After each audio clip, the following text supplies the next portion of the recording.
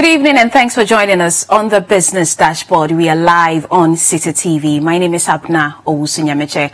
Our top stories. Securities and Exchange Commission to announce new directives to sanitize the industry. Also, country representative of IMF, Natalia Koliadina, ends her mission in Ghana after serving for 3 years. Later on, customers of UniCredit mass up at Kantamanto branch to demand for their investment as the savings and loans company struggles to meet their demand.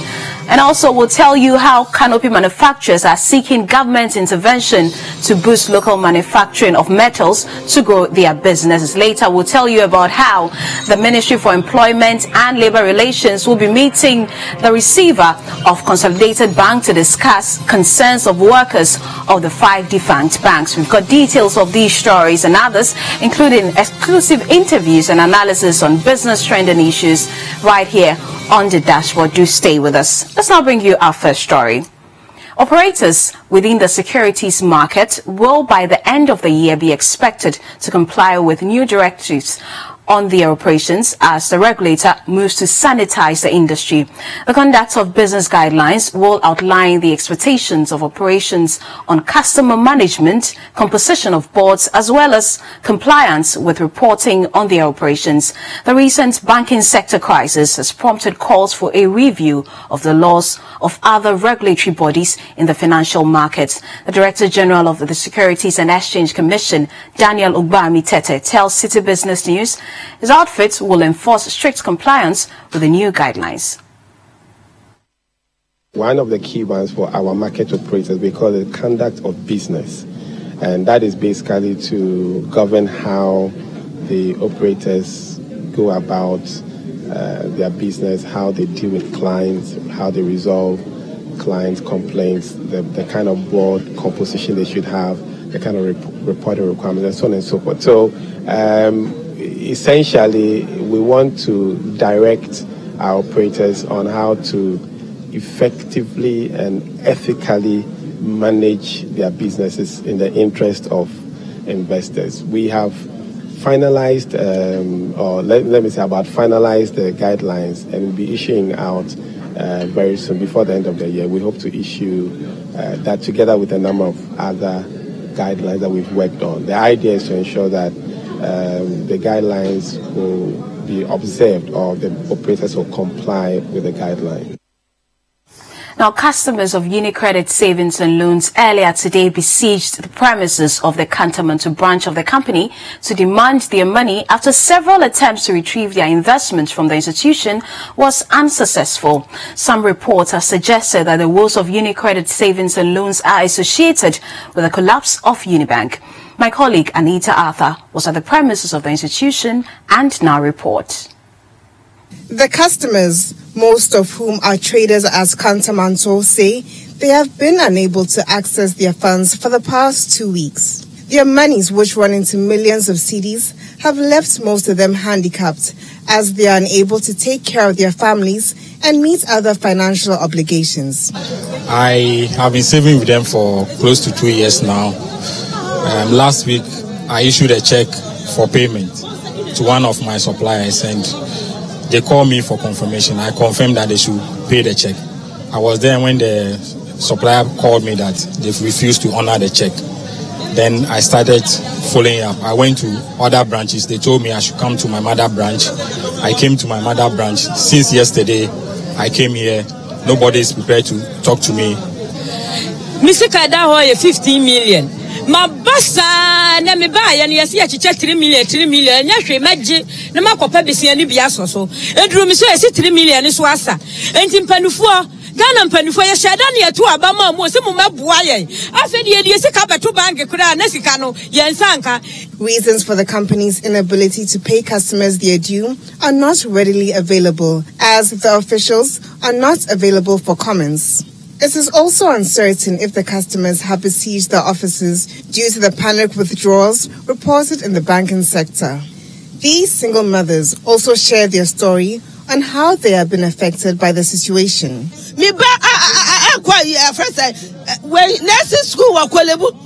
Yeah, Jimmy 13 million. Me kofa wa he. Eti me ba ne ko second year on tena fie. on Tinafie, na me di misika masole na do 2 o'clock de bia babesia. Minu obia obema me 1 cedi po. Me ntuma me friend ni nese ban for me kiram. 1 o'clock manager na origin de we ma me say me do ha. Membra, na sane da half the mo go come. O ma me nsan ka me 1,000. Na se de bi so ha here. But number na fra on pick bi number no chom na on pick bi me reach yes friend Alfred for headquarters for reach. A brief profile on the company's website says UniCredit Ghana Limited is one of the savings and loans companies in Ghana licensed by the BOG under the Non-Bank Financial Institutions Act 2008, Act 774. So outside the Kantomanto branch of UniCredit Savings and Loans are lots of angry customers who have besieged the premises for the past 3 days over their inability to access their funds both over the counter and through ATM machines. The customers I've spoken to say they have given the institution up to the end of the week to provide their funds to them. They're also calling on government to intervene in the situation, as most of them have been left helpless. Reporting from the Kantomanto branch of UniCredit Savings and Loans, I am Anita Arthur for City News. We'll keep an eye on our development and bring you updates as and when we have them. Right now, a country representative of International Monetary Fund in Ghana, Dr. Natalia Koleadina, will end her mission to the country on September 18. Dr. Koleadina became the IMF country representative in 2015, serving for 3 years. With Ghana still under an IMF program, which is expected to end this year, we'll bring you some of the roles she played as country representative. In recent times, the IMF office in Ghana was petitioned by the minority in parliament to clarify the $2 billion bauxite deal with China, whether it is a loan that can be added onto the debt stock of the country. This was one of the issues Dr. Koleadina had to deal with. In her response, however, she stated that the petition was being forwarded to the IMF office in Washington for the board to determine. It is expected that the issue will be addressed by the board in its next review. Another issue which was also addressed by Dr. Koleadina and her team was the decision to extend the duration of the program with Ghana after the new Patriotic Party won the elections in 2016. Before she was appointed as representative to Ghana, Dr. Koleadina was the immediate IMF mission chief to Lesotho. She succeeded Dr. Samiri Jaja, who vacated the position to Ghana after serving for 3 years. Dr. Koleadina is a Russian and a senior economist in the African department of the IMF. She holds a PhD in economics from the George Washington University and another PhD in political economy from the Institute of Economics Russian Academy of Science and an MA from Moscow Academy of Finance. She has worked in the European Policy Development and Review African departments of the IMF and was once the IMF representative to Belarus. Canopy manufacturers are seeking interventions that will boost local manufacturing of metals to grow their business. The artisans fear their businesses could drop drastically if they continue to operate with the ever-increasing cost of production. In this report, Pius Emehia Eduku engages some canopy manufacturers and explores the potential of the business. They come in different forms and serve a variety of purposes. Largely, canopies provide shade for persons, cars, cargo, among others. But in Ghana, the manufacturers of canopies are just as disadvantaged as any other vocational work. Along the Jowulu to the Accra Mall stretch on the N1 in Accra lies a group of canopy makers. Here, I speak to George Apia and Kwabena Obin, who have been in the business for about a decade. As I find out, business has slowed down, and this has not been in recent years. Past last month, na adwuma mu nye nti canopy nyuru pe na menya ye say amwame nti afi na we ya hyase we ya hyase de nyame adom menya ke ni miensa enen yo china ye be ye ho adwuma ba ko ntoma no kwa na da ho no minu hye inside nti sana etie so betuma betena be wa man tena adwuma maaye nti kakra bia wanya to na no na wo san here Eyusu nje janka kra na yete empire na yabo manya me se eja obaka obi no makoma na so mo de adwuma no bia bra na yenya bia ye Tejan so one better house so obi wa besi wachi. Nti tem ya so na ya ba better ha. Nti anything na eso sana. Not all. The canopy business is also faced with high cost of production, partly due to the importation of materials. To be feed China. It be to be feed Europe countries in the so. Now Europe countries no na board no. China de no ebo ofem kakra. Ana de so mo kra wo abrochire na mo de ba. Nti se dollar no cost ra wo kwa no so atoso. The dollar no gina be agina de ya na wo kwa on to so. Nti bia wo be ko ba prepare se bia wo de bia 5 million na kwa kwaton tomorrow be ko na bia ko do be 5.5. Na no so wo nkite sales kan za wo nya. Bia nipa no so wo tan to ade on so ojiwudi dia obetum de amount na wo kwa wo ba na wo de akoshema man.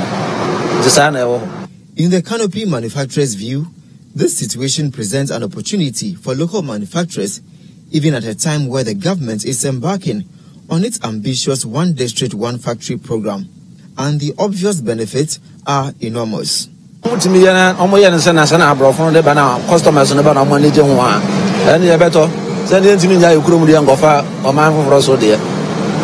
Inti somo ya ngana na mo ya nse na ye pena de na customers ne ye na ye po customers no ebu ono ba wa be wa ko chinchin ahwe material no thickness ne se na city bia nse na wa ba nti oba betumi de ntoma no bia ba che so we bi na mepe so benya bia ma me na wa o de aye wa nya bi so a that's a foforo no be che na opede a na obe ye so personal na open na de obe ko ja eno di anka papa was mi se anga ye o man mu di anga de bo be ba fam kakra nti fi amon be nti amane bo ekosoro na omo muton no so ko munchen a ntumi kosere teme so ade ba ko no no se ne muton no sa no muton no but customers ne ba yen chen o de mutumi besere yen so na yate so tie. Meanwhile, another issue confronting the canopy manufacturers is the absence of a business hub, which they appeal to local authorities for help. Yinyina nya bebi na ki kudi fa ko again be jim papa. You nti e be sere aban saban be hu ye mobo nanga obetumi pe bebi ama yen canopy for nanga yinyina akotran fa ko ni hu se ha de okwa canopy for nchen na okwa nanga ni beji nti yesre yimura president say yesre no on pe bebi ma yen na canopy for nyina yinyina yen kwashia ye basa ye betumi ayikopo ni aka yen ho ayeden abom tabano so eja ha ye we obi amba so ye nti se onu so won we bi obotumi organize na so aban bo akakrem ye so ya boy support ye djuma na ye so ho nti ye so ye hwenanim. Canopies serve various purposes, yet their manufacturers are saddled with a lot of challenges. And until the relevant stakeholders step in to address these issues, the industry will see nothing but a complete collapse. For City News, I am Pius Amihe Eduku. And you're watching the Business Dashboard on City TV. Still ahead, Employment Ministry to meet Labour and the receiver of Consolidated Bank to discuss the fate of the dismissed workers. We'll tell you more after the break. Do stay with us.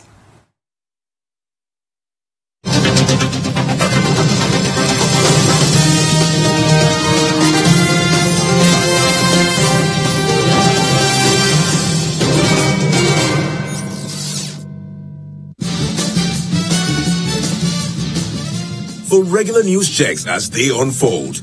2020 news, all day, all the time. Politics, sports, entertainment, business, and more. 2020 news. We bring you the world in 20 minutes. And that's all the news in 20 minutes. Quero ver todo mundo balançando. Ninguém pode ficar parado. É só loucura. Witness the twisted and tangled story of betrayal, greed, vengeance, and love in the award-winning Brazil Avenue. Carminia, a woman led by greed, gets rid of her husband, who is Rita's father, and sends Rita away to a filthy landfill. Rita finds love in Batata, but they are soon separated by adoption into different families, far away from each other. Many years later, all paths cross again, as Rita, now a renowned chef, seeks to pay back her stepmother for taking away her happiness as a child. It's the story of twists, turns, suspense, and thrilling action in Brazil Avenue. Brazil Avenue, coming soon only on City TV. Brazil Avenue.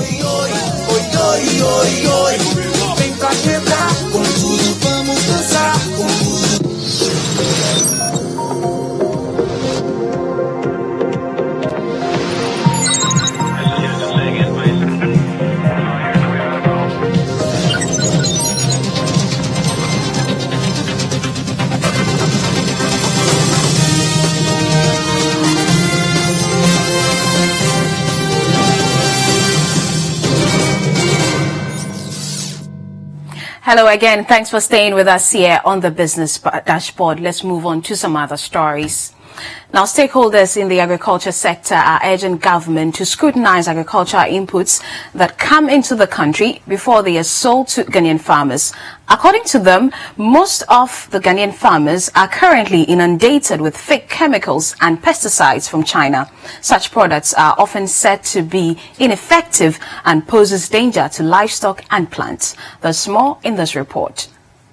The agriculture sector until recently was a major contributor of Ghana's gross domestic product. But since 2010, the sector's contribution to GDP has declined. Speaking to City Business News, after signing a deal to sponsor the pre-harvest exhibition and conference scheduled for 3rd to 5th October 2018 in Tamale, the country manager of Dizengoff Ghana, Mark Douglas, stated that Ghana's agriculture sector can see a rebound if the right inputs are used. You know, it's vital that farmers and people utilizing chemicals and fertilizers use a company that is prepared to be based in Ghana and stand behind their products.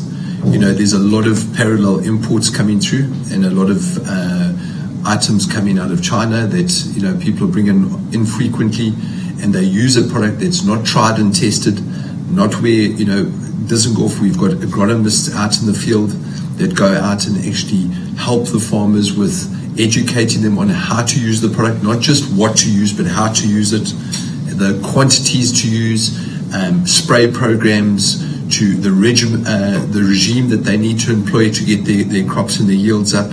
So, you know, but these guys will go you'll find a farmer will go into a store and find a product for 5 cedis less and buy that product. And suddenly it doesn't have the desired effect that they want of it. It becomes a massive issue. Meanwhile, Mr. Douglas maintained that one of the major challenges that affect farmers is post-harvest losses, which will be addressed by the conference. The conference is being organized by AgriHow. Now, the Ministry of Employment and Labour Relations have met labour unions and the receiver of the 5 banks whose licenses were recently revoked to form the Consolidated Bank Ghana Limited. The purpose of the meeting was to discuss the staff-related issues affecting workers of the 5 defunct banks. There's more on what happened at the meeting in the following report. Present at the meeting were officials of the Bank of Ghana, the receiver for the Consolidated Bank KPMG, as well as representatives of labor unions, that is TUC, and the Industrial and Commercial Workers Union, ICU. Amongst others, the discussion looked at the process of rationalization and integration of the Consolidated Bank Ghana Limited. Following the creation of the Consolidated Bank, managers have been hit with various agitations from workers, both existing and laid-off staff, demanding their exit packages. The employees are said not to be unionized, which has affected negotiations with the receiver. But the meeting, which was called at the behest of the Labour and Employment Minister, has stated that the Consolidated Bank would maintain a sizable number of workers of the defunct banks. Also, that there will be further engagement between the receiver and the unions to collectively address the issues to be tabled for discussions. Meanwhile, the government has assured the general public that it will continue to monitor outcomes of the engagement between the receiver and the unions to ensure amicable resolutions of the issues affecting the workers. The management of Uber Ghana has hit back at some drivers using the app who threatened to withdraw their services due to what they call unfair charges. The drivers yesterday protested against the charges, which they claim erode their gains. The drivers stated that they've suspended services for the next 2 weeks due to the challenges. But responding to the issue, the general manager of Uber West Africa, Lola Kasim, maintained the drivers erred in their approach. We have a green light hub where driver partners can come in person and share questions, concerns, issues they may have. From time to time, we also have information sessions or roundtable sessions where driver partners can also come and speak to us. And of course, we always have our 24/7 customer service support that's available for driver partners to share their concerns with us as well. This is a concern that we have heard from driver partners about the 25%. At this time, this is something that we are not planning to review. The 25% service fee is something that's standard for Uber, and it's something that we use to invest in some core areas that are important to both driver partners and riders. So, for example, technology. We're continuing to invest to ensure that we have a world-class application. In addition, there's support. So I've just mentioned some of the customer support channels that we have, which we believe are world-class. And other areas that we invest in are marketing, to ensure that more and more riders are aware of the Uber product, which can lead to more rides for Uber driver partners and additional ways for them to earn income. You're still watching the Business Dashboard on City TV. We'll bring you some international news right after this break.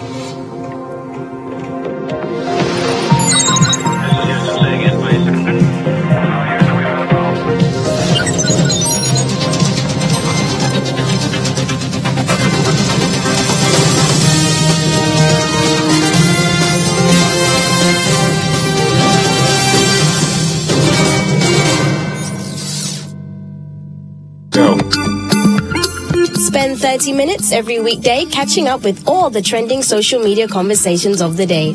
If you tweet it, we'll read it.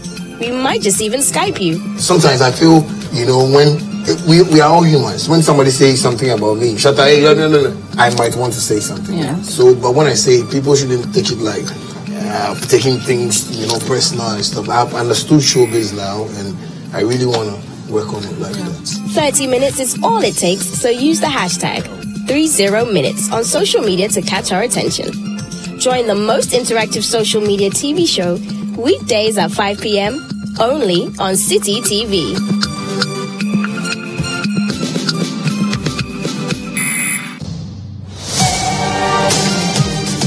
Wherever the weekend sporting action happened, we will bring it to you here on Scorecard.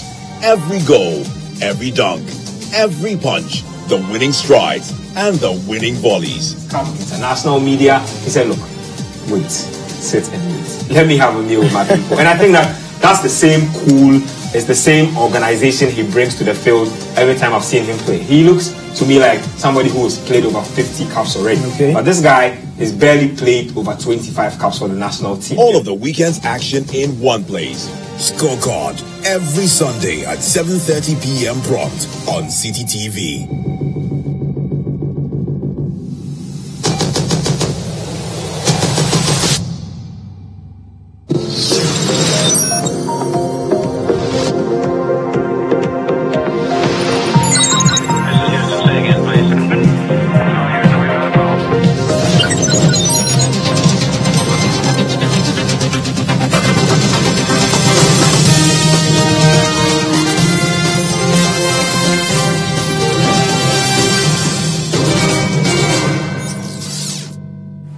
You're welcome back to the Business Dashboard. We now bring you some international business stories. We're beginning in Ivory Coast, and above average rainfall across the country's cocoa growing regions last week could impact the health of the October to March main crop, farmers said on Monday, just days before harvests are expected to begin. The farmers said they were satisfied with the number of pods on trees, but worried too much rain would trigger black pod disease by preventing the first cocoa beans from fully drying. Now, some of the farmers said many farms will start harvesting next week, and there are concerns over the drying process because it is very damp around that area. Reuters data showed that the southern parts of Ivory Coast saw 28.2 millimeters of rain last week and 13.8 millimeters above the 5-year average, and farmers said they expected the main crop to be more abundant than last season when yields started dwindling as early as February.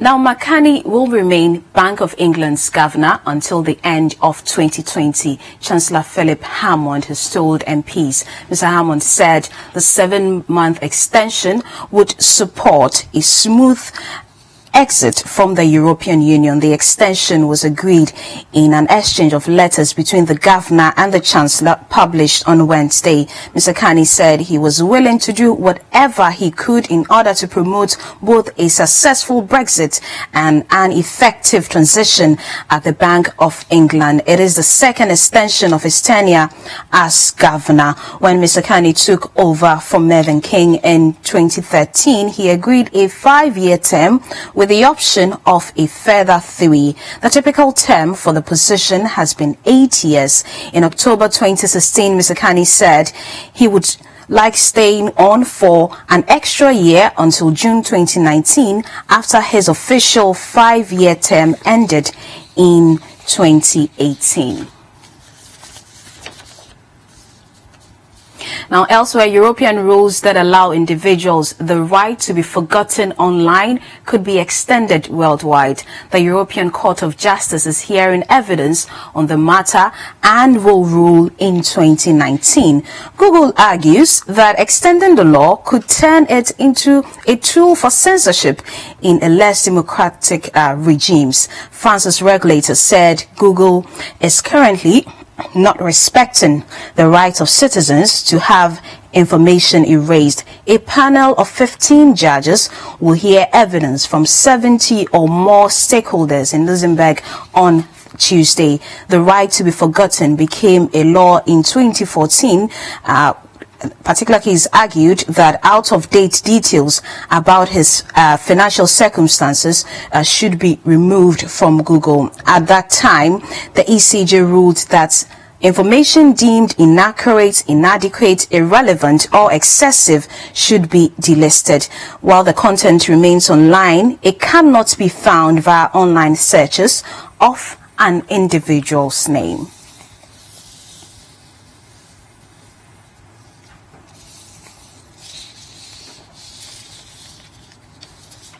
Well, that's how we end the Business Dashboard today on City TV. For more stories, you can visit citybusinessnews.com.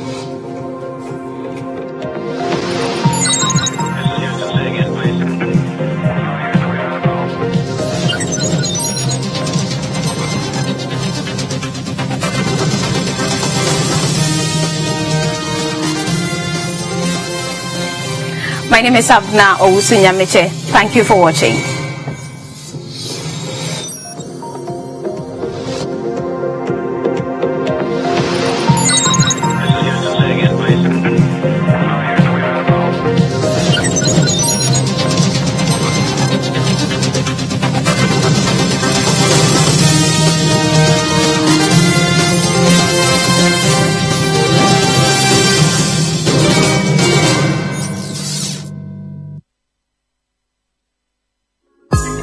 Every Thursday night on City TV, you're welcome to join women from different backgrounds and opinions as they weigh in on your relationship issues.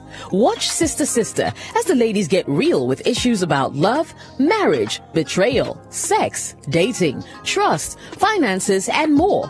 You can tell him, like she said, tell him about it because clearly you have a problem with it. But if he's still, being that way, then you might have to advise yourself because it's a weird thing. Join Jessica and her sisters